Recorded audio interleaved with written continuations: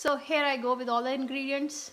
Around 1 medium-sized onion finely chopped, 1.5 tomato finely chopped, 1 tablespoon of ginger garlic paste, salt, garam masala, red chili powder, jeera, which is cumin seeds, turmeric powder, around 2 cups of cauliflower, around 1 cup of paneer, which is cottage cheese. People call it cottage cheese, but yeah, this is Indian paneer. And then I have almost 2 cups of mixed vegetables. So this is the mixed vegetable I'm using. Great value mixed vegetable and kasuri methi. So let's get started. So I have pan already heated up here. Let's add around 1 tablespoon of oil. So if you are making it for party, add butter, add all the whole masalas like cinnamon, bay leaves, cloves, things like that. I'm just making it for my normal dinner. That's the reason I'm not adding any of the garam masalas, whole masalas. So here you go, around 1 teaspoon of jeera. Let it splutter. Here goes my onion.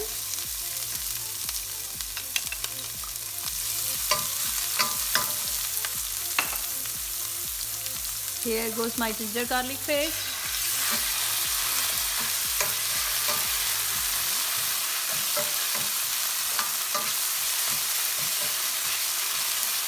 Let it cook for 3 to 4 minutes until it's little brown.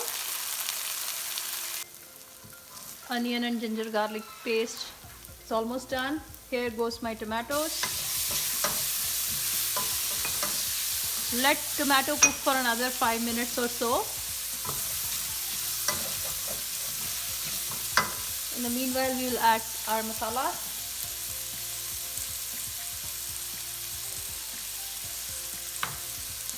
Around 1.5 teaspoon of salt. Here goes a teaspoon of garam masala, around half teaspoon of red chili powder, half teaspoon of turmeric. We'll just add some water to it. And there is one more ingredient which I forgot to tell you guys. We need to have a fresh whipping cream which we are going to use at the end. So I'll just lower the flame to medium and let it cook for another 3 to 5 minutes. I'll just add a little bit water to this. Here goes some water. 1/4 cup of water. So tomatoes are almost done. It's around 3 minutes. Here goes my frozen veggies I'm going to add first.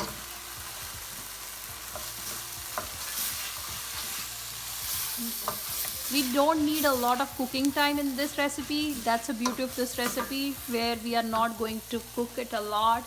Or if you are making it for a party, you can fry all the veggies if you want. I try to avoid frying veggies because it's unhealthy, but yeah, once in a while, if you are making it for any party, just get it deep fried.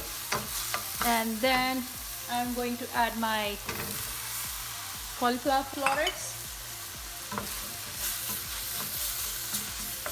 Just mix it together.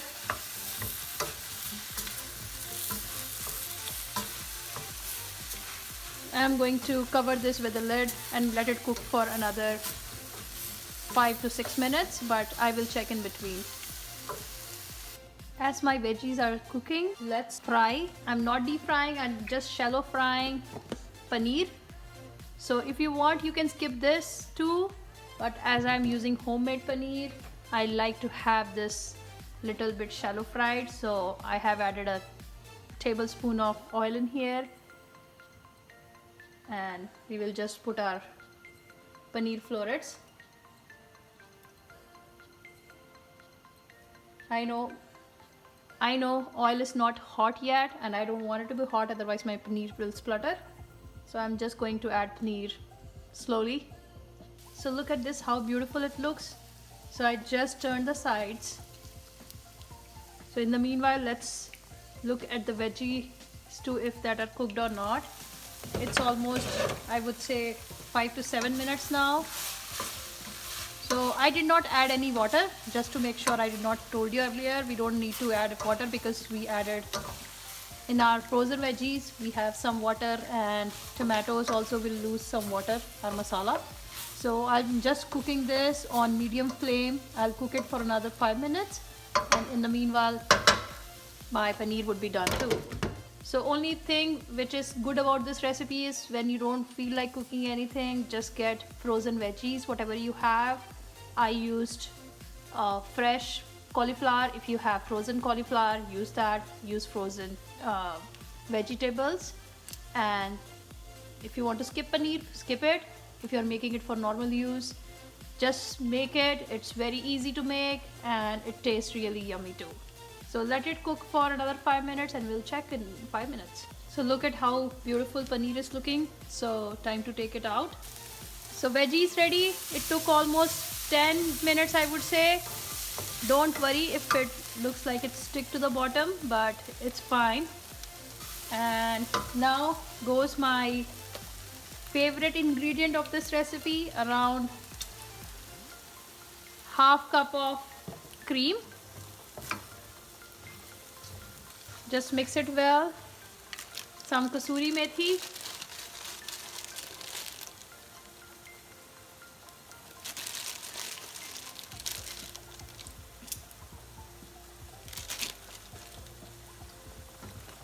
So isn't it looking beautiful? Sabji is almost done. I'll give it another quick stir for another 1 minute or so, and we will add paneer on the top. So sabji is almost done. I am just giving a quick stir, and I will just add paneer on the top while garnishing. So I'm going to switch off the stove now. So my sabji is ready. It took me total, I would say, 15 to 20 minutes, and I will just top this up. If you want, you can put it in the sabji itself, and while you're making sabji at the end, add paneer. So here goes paneer on the top. Again, this is a very simple recipe. If you guys want, use fresh veggie, but for me, I like to make it quickly with frozen veggie. That's the reason I'm showcasing this recipe to you guys, for you to follow, so that you can make some easy peasy and yummy recipe in just few minutes, and it will taste really like restaurant style. Try out this recipe, leave me comments, leave me suggestions, and don't forget to hit the like button and subscribe on my channel for more videos. Thank you.